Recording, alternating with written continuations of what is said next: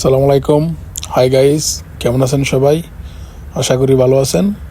আপনাদের মাঝে আবারও এক নতুন ভিডিও নিয়ে আসলাম। আজকে আমি বাজার করতে যাব আর ছোটো ভাইয়ের টিকিট দেখতে যাব। আপনারা আমার সাথে থাকেন, আমি কই বাজার করতে যাই আর কই আমি আমার ছোটো ভাইয়ের টিকিটগুলি দেখতে যাই। এখন আমি গাড়ি থেকে নেমে গেছি, কারণ আমি বিমানের টিকিট দেখব, তাই এই কারণে আমি এখানে নেমে পড়ছি। বলছি যেহেতু আমার এখানে নামাই দে, পরে হাইটটা 1 মিনিটের পরে আমি বিমানের অফিসে আইসা পড়বো। আপনারা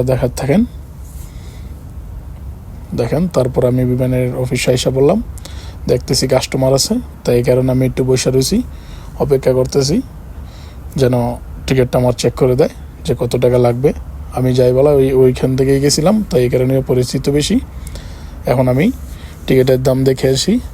যদি আমি সৌদি আরবের থেকে 2 ব্যাগ নিয়ে আর বাংলাদেশ থেকে 1 ব্যাগ নিয়ে আসি, তাহলে আমার পড়বে 1700 টাকা। আর যদি সৌদি আরব থেকে আমি 2 ব্যাগ নিয়ে বাংলাদেশ থেকে 2 ব্যাগ নিয়ে আসি, তাহলে আমার পড়বে 1850 টাকা। দেখেন সামনে ওই যে 2-3টা ক্যামেরা দেখা যাচ্ছে, এটা হইলো আপনার যে গাড়ি যারা জোরে চালাবে অথবা সিট বেল্ট থাকবে না, গাড়ি চালানোর সময় মোবাইল টিপবে, তাদের জন্য এইটা খুব বিপজ্জনক। বাংলাদেশের তাইসা নতুন গাড়ি চালান, তারা খুব সাবধানে গাড়ি চালাবেন, কারণ এটা অটোমেটিক গ্রামে আসা পড়ে। এখন আমি হাঁটতে আর একটা বিমানের অফিসে যাব, কারণ ওইখানে তো দেখলাম ওই কত টাকা করে। এখন আবার আরেকটা ভিতরে আসলাম, দেখি এখানে কত করে বলে। ওইখান থেকে এখানে প্রতি টিকিটে 100 টাকা করে কম আছে, কারণ এটা পাকিস্তানেরই, ওইটাও পাকিস্তানের, কিন্তু এখানে ডিসকাউন্ট আছে 100 টাকা করে। এখন আমি চলে আসলাম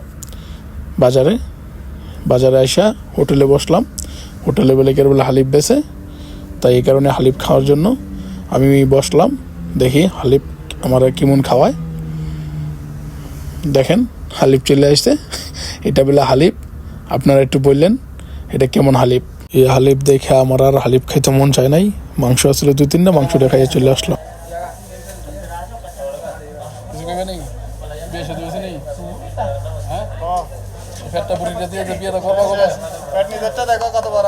আমার বাজার করা শেষ, এখন গাড়ির ভিতরে উঠটা বসে রয়েছি।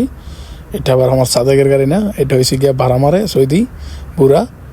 এই বুড়াদের গাড়িতে আপনারা খুব সাবধানে উঠবেন, কারণ ওরা একটু বেশি দুষ্টামি করে। আর কি করে আপনাদেরকে আর বলবো না, যারা এই বিপদে পড়ছেন তারা বুঝতে পারছেন আর কি আমি কি বলতে চাইছি। আলহামদুলিল্লাহ আমি এই বিপদে কোনো সময় পড়ি নাই। দেখেন চলে আইসি, এখন দোকানে কিছু খানা ছিল, খানাটা দিয়ে চলে আইসি।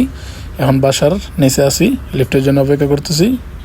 আর আমার ভিডিওটা দেখে কেমন লাগছে আপনারা বললেন, কারণ নতুন ভিডিও করি তো, তাই এই কারণে কথাগুলি গুছাই বলতে পারি না, যাই বলতে পারি আলহামদুলিল্লাহ। তারপরও কিছু ভুল হয়, আপনারা কিছু মনে করেন না। ভিডিওটা ভালো লাগলে আপনারা লাইক করেন, কমেন্টস করেন, শেয়ার করেন। বাই।